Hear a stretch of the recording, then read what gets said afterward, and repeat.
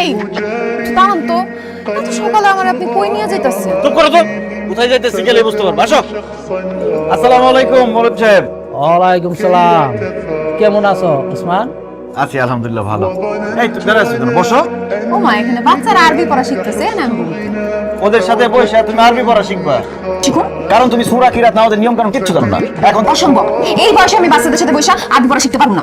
বিয়ের আগে তো বাপের বাড়িতে ছিলাম, তখন দুষ্টুমি ফাজলামি করে সময় কাটাইছি। অত কি মাথায় আসলে এটি? বিয়ার আগে দুষ্টামি ফাইলাম করে সময় পার করছো, এখন বিয়ার পরে সময়টা কাজে লাগাও, কোরআন তেলাওয়াত শিখো। বিয়ের পরে কেউ পড়াশোনা করে? আমি পারবো না। পড়তে তোমার বই বলি। আমি সৌদি থেকে ওমরা হজ করে আসছি, আর আমার বউ কোরআন তেলাওয়াত পারে না। আমি মরার পর আল্লাহর কাছে কি জবাব দিব? কি করো ওসমান, তোমার বউ কোরআন তেলাওয়াত করতে পারে না? না হুজুর, একদম কিচ্ছু পারে না। বৌমা, এই তুমি যদি নামাজের সূরা কেরাত নিয়ম কানুন কিচ্ছুই না জানো, তাইলে তুমি শুদ্ধভাবে নামাজ পড়বা কেমনে? তাই তোমার এগুলো শিখতে হইব। শেখার কোনো বয়স না থাকলে আপনি শিখেন, আমার কনকে। এই তুমি কিন্তু বেশি বাড়াবাড়ি করতেছো। বাড়াবাড়ি যে তুমি করতেছো, তোমার কত বড় সাহস, তুমি ওর মুখে মুখে কথা বলো। হুজুর কিছু মনে না করে একটু ব্যর্থ দাও তো। এখন যদি পড়তে না বসো এর সাথে এই ব্যাগ দিয়ে বাইরে একদম পারো। হুজুর, আমার বউরে যেভাবে হোক আরবি শিখাই দিবেন, কোরআন তেলাওয়াত করতে হবে তার। আপনার মাংস আমার হাত দিয়ে শিখাই ছাড়বেন। তুমি কোনো চিন্তা করো না ওসমান, তোমার বউ পড়াশোনা না করলে কিভাবে টাইট দেওয়া লাগে সেটা আমি খুব ভালো করে জানি।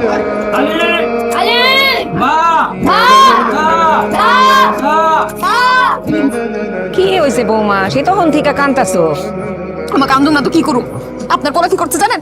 ভোরবেলা আমার মক্তবে লয়ে গেছে, ওই ছোট ছোট বাচ্চাগুলোকে আরবি পড়াচ্ছি। জানেন কি হয়েছে? হুজুরে আমার এই ক্লাস ধরছে, তো আমি কই থেকে একটু আটকে গেছি, তখন হ্যাঁ আমার সবটি পোলাপানের সামনে কান ধরে দাঁড় করে রাখছে। ছোট ছোট পোলাপান আমার। দেখি মা, তোমার ঘরে ছেলের বউ থাকতে তুমি এই বয়সে কষ্ট করে রান্না বান্না কেন করতেছো?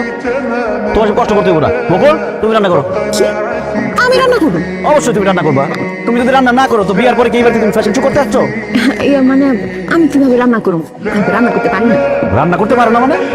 এই তুমি ফোনে আমার বলছো তুমি রান্না করতে পারো, যে তুমি এত ভালো রান্না করো, তোমার হাতের রান্না খাইলে আমি বলে সব ভুলে যাবো। সেটা তো আম্মা শিখাইছে দেখা বলছে। তখন যদি আপনি আমার জিজ্ঞেস করতেন, বকুল তুমি কি বিমান চালাতে পারো, আমি তো তখন পারি। কারণ আম্মা বলছে যা জিগাইবো সব কবি পারি পারি, যাতে বিয়ার আরে কেন যে আমি না জানি না বুঝে টেলিফোনে বিয়ে করতে গেলাম, কত বড় ধরা খেলাম আমি। তাই তুমি জানো না গ্রামের সব মেয়েরা রান্না বান্না করতে পারে? বিয়ার পরে শ্বশুর শাশুড়ি জামাইরা রান্না করে খাওয়ায়, রান্না শিখো না কেন তুমি? আমি আমার আব্বা আমার অনেক আদরের মেয়ে তো, আমার আব্বা আমার কোনোদিন আমার রান্না করে ঢুকতে দেয় নাই, এই জন্য আমি রান্না বান্না শিখতেও পারি। কাই ওসমান, তুই কি কস? বৌমা রান্না পারে না, বৌমা কেমনে রান্না করবো?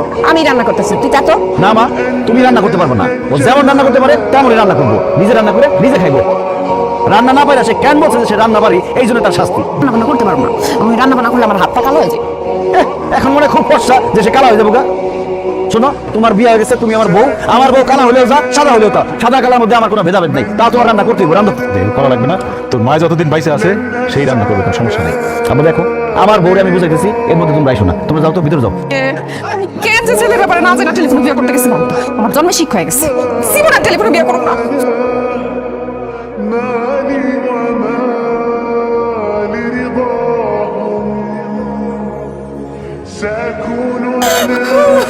কি বাবা, কি হয়েছে? তুমি এরকম কান্নাকাটি করতেছো কেন? কান্নাকাটি করবো না তো কি করবো? তোমার কথা শুনে রান্না বান্না করতে গিয়া ভাতের মার আমার হাতের উপর পড়ছে, হাতটা পুরো জ্বললে পুড়ে গেল। একদিন রাত্রে গিয়ে হাত পুড়ে ফেলাইছো।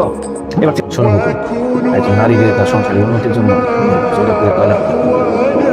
শোনো, এখন যদি তুমি তোমার শ্বশুর শাশুড়ি রান্না করে খাও, তাহলে যখন তুমি শাশুড়ি হইবা তোমার পুরার বউ তোমার রান্না করে খাবে। তোমার বিয়ার পর থেকে বুঝতেই আছি, আমার তো মনে হইতেছে তুমি আমার স্বামী না, তুমি আমার শিক্ষক। আমার কথায় কথায় পাঠদান দিতেছো। যা করতেছি তোমার ভালোর জন্যই করতেছি। তোমার একদম খাঁটি বাঙালি বধূ হিসেবে গড়ে তুলতেছি। শুনো না, ওই আমি ভাবতেছিলাম কি কয়দিন বাদেই তো রোজা, রোজার দিনগুলো আমি বাপের বাড়িতে থাকতে চাই। তাইলে সুবিধা হইব। সুবিধা কি মানে আমি আমার মা আমার ভাবির সাথে মিল্লা ইবাদত বন্দেগী করতে পারলাম, আমার রোজাগুলো রাখতে একটু সুবিধা হয় আর কি বাপের বাড়ি থাকলে। এইসব কথা আমার বলে কোনো লাভ নেই। আমাদের সংসারের সভাপতি হলো আমার মা, আর সেক্রেটারি হলো আমার আম্মা। যা কর তাদের কর, তারা যদি পারমিশন দেয় আমার কোনো সমস্যা নেই। তারপর তোমাকে বৌমা তোমাকে কিন্তু এটা কইবো। আম্মা, কিছুদিন পর তো রোজার মাস শুরু হইব, আমি ভাবতেছিলাম রোজার মাসটা আমি আমার বাপের বাড়িতেই থাকবো। তাইলে রোজা নামাজ কালাম এগুলো করতে একটু সুবিধা হতো আর কি। অবশ্যই যাবা, তোমার যদি সুবিধা হয় 30টা রোজা রাখার জন্য মায়ের বাড়িতে, তো যাবাই। বকুল, তুমি কেমন আছো বকুল? কতদিন পর তোমার চেহারাটা দেখলাম। তুমি আমার কলও ধরো নাই, মিস কল ব্যাকও করো নাই। আচ্ছা বকুল, তুমি আমার একটা বার কও আমার কি অপরাধ ছিল? কি বলতেছেন আপনি? আমি কেমনে জানবো আপনার কি অপরাধ? আপনি আপনার বাপের অথবা আপনার শিক্ষকরে যা জিজ্ঞেস করেন। বলতেছে সে কেন আপনার জীবন নিয়ে সিনেমিনি খেলবে? আপনার সাথে কি তার প্রেমের সম্পর্ক ছিল নাকি? শুধু প্রেম না, গভীর প্রেম। সেই ছোটকাল থেকে বকুল আর আমি একজন আরেকজনকে ভালোবাসি। কও বকুল, কি ছিল না আমার যা ওসমান মোল্লার মধ্যে আছে? এই পাগলের বাচ্চা পাগল কি করছিস এগুলা? তোর ভালোবাসার বেইমানি আমি কেমনে করব? তোর তো আমি চিনি না। বিশ্বাস করেন আমি হারে চিনি না, কোনো সময় দেখি নাই। কি আমি? মিথ্যা কথা কইও না বকুল। বিয়াই, আপনি ওর চোখের দিকে তাকায় দেখেন, ও এখনো আমার ভালোবাসে। এই গান্দটির বাচ্চা, আপনি কোন কালের বিয়ে? তুই আমার বিয়ে করছেন? আরে কি কন, আপনি বকুলের দেবর না, সেই হিসেবে তো আপনি আমার বিয়াই লাগেন, মধুর সম্পর্ক। তুই একদমের বাচ্চা, আমি ওর দেবর না, আমি ওর জামাই লাগি। আমি ওসমান মোল্লা। হাই হাই, কি কন ভাই, আপনি তাইলে দুলা ভাই? বকুল, এটাই তো জামাই। হ জাকিরের বাচ্চা, এটা আমার জামাই। ও